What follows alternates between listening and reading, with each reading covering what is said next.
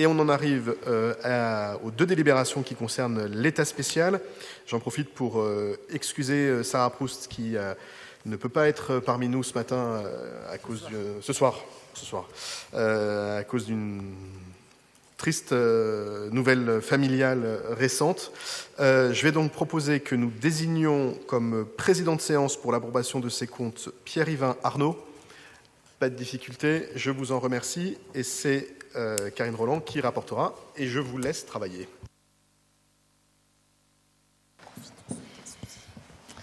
Merci, Monsieur le maire. Et donc, j'ai le plaisir de passer la parole à Karine Roland pour la première délibération, donc l'avis sur le compte de gestion 2023 de l'ESA.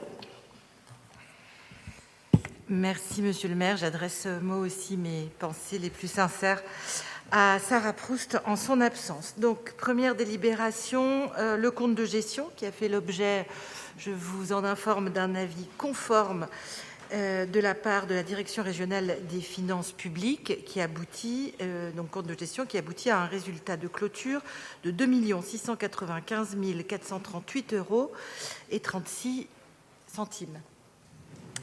Qu'il revient de l'adopter, puis nous passerons à l'examen du compte administratif. Est-ce qu'il y a des inscriptions pour cette délibération? Non. On va procéder au vote. Donc, qui est pour cette délibération?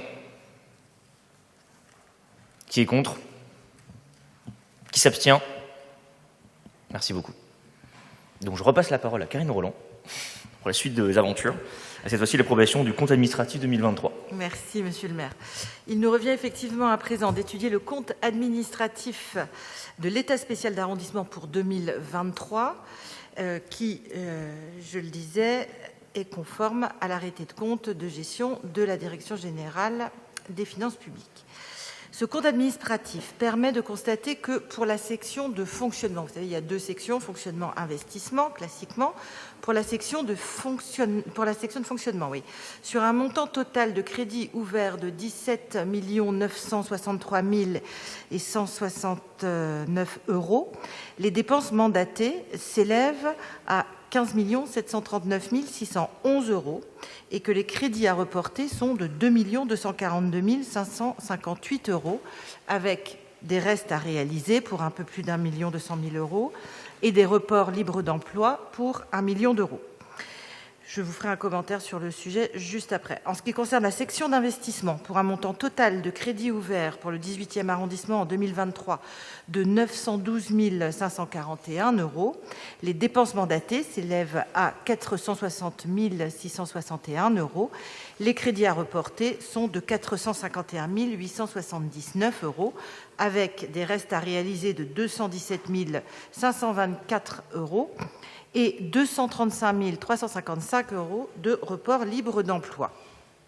Pour les détails, vous avez bien sûr les tableaux de l'exposé des motifs qui vous permettent de prendre connaissance des différents postes de dépenses concernés. Avant d'entrer dans le détail de cette présentation, je vous invite donc à retenir que les crédits ouverts en 2023 ont été légèrement en retrait par rapport à 2022, que néanmoins les services ont procédé à un taux d'engagement supérieur des dépenses, signe bien sûr d'un volontarisme politique et administratif très fort. Je tiens à en remercier les services de la mairie du 18e, et tout cela a amené à un mandatement, donc à une effectivité quasi comparable en 2023 par rapport à 2022. Donc à retenir au départ des crédits légèrement inférieurs, pas parce que nous avions moins de besoins, mais parce qu'on savait que des gros postes de dépenses n'adviendraient plus, et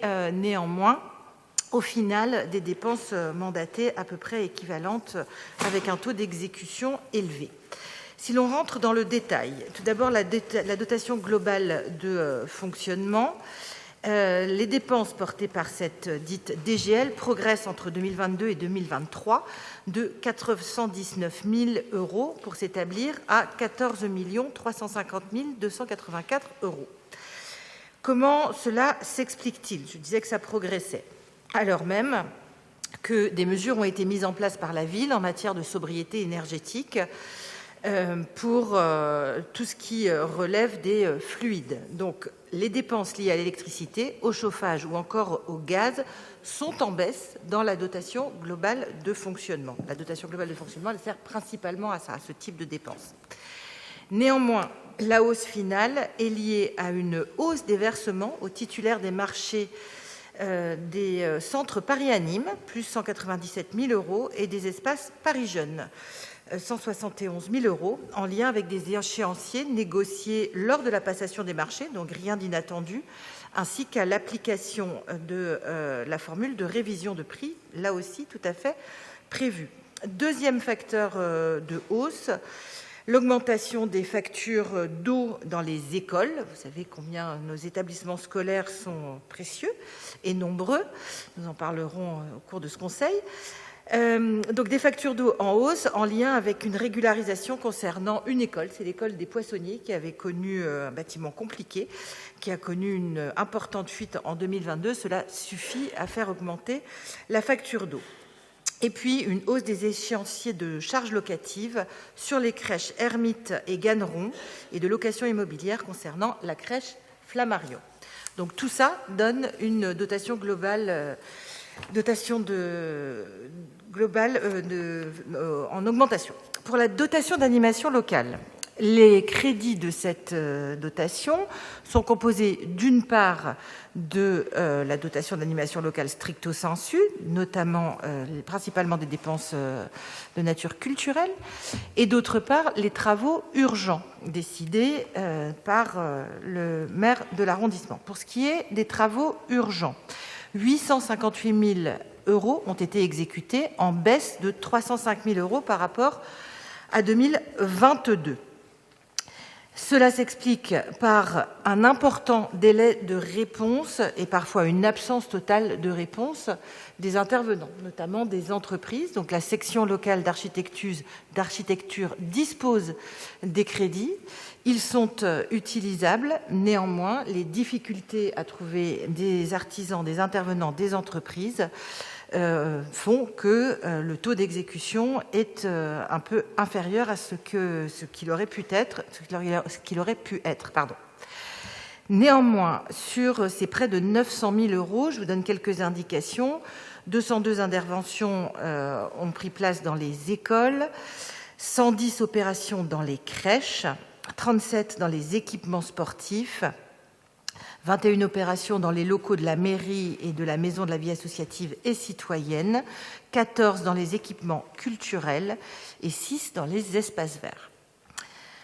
Pour ce qui est de la dotation culturelle, donc incluse dans la dotation d'animation locale, la part d'animation locale dédiée aux activités culturelles s'élève à 505 000 €, 160 000 € dédiés au financement de projets culturels en propre. Le reste des dépenses a été consacré à la pérennisation d'événements divers sur le territoire et à la communication relative à ces derniers, donc les outils de communication de la mairie d'arrondissement.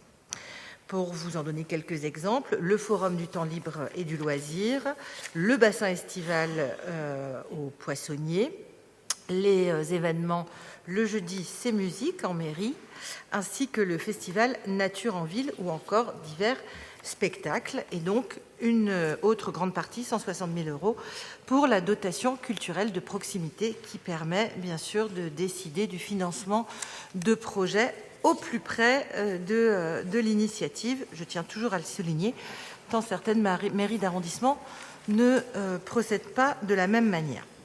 Dernier point sur la dotation d'animation locale, les conseils de quartier. La part relative aux conseils de quartier est de 15 000 €. Ils ont été consommés pour des animations, des fêtes de quartier, des fêtes de voisins ou des locations de salles pour divers événements. Dernier point, la dotation d'investissement. Donc la consommation des crédits de dotation d'investissement se porte à 460 000 € contre 649 000 € en 2022. Notons toutefois qu'en 2023, les crédits ouverts étaient de moindre ampleur qu'en 2022 en raison de la fin de travaux d'investissement lourds dans les écoles.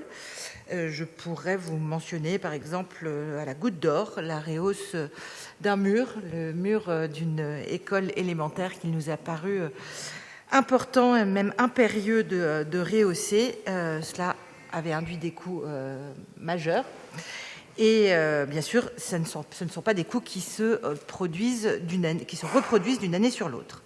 En 2023, l'investissement est allé principalement à l'achat de stores ou de rideaux pour les écoles, les crèches ou la mairie, pour lutter bien sûr contre la hausse des températures en été. Deuxième poste, des travaux d'hiver dans les écoles tels que la pose d'étagères, la vitrification de parquet, la pose de cloisons ou autres. Troisième poste, le remplacement d'éclairage en LED dans les crèches et écoles. Quatrième poste, le changement de porte ou de fenêtre de diverses huisseries à la piscine Hébert dans les bains-douches du boulevard Ney, de nouveau dans les crèches et les écoles. Et dernier poste, la fourniture de mobilier, notamment avec la mise en place d'un nouveau service de carte d'identité et de passeport en mairie. Voilà pour les éléments que je souhaitais porter à votre connaissance. Et je vous prie de bien vouloir en délibérer, bien sûr. Un grand merci, Madame Roland, pour la précision de ces informations et les éléments apportés au Conseil. Est-ce qu'il y a des demandes d'intervention avant qu'on procède au vote? Bon, en tout cas, merci donc pour les éléments d'information. Et puis, ça démontre, malgré nos moyens limités d'une mairie d'arrondissement, tout ce qu'on peut faire avec pour l'animation locale. Et nous le voyons à chaque fois dans les divers métiers. Donc, merci beaucoup pour cet état des lieux. Je vous propose de le voter. Donc, qui approuve cette délibération? Qui est opposé à cette délibération? Qui s'abstient de cette délibération? Qui ne participe pas au vote? Je fais toutes les variations. Merci beaucoup. Ma présidence s'arrête ici. Elle fut courte mais intense.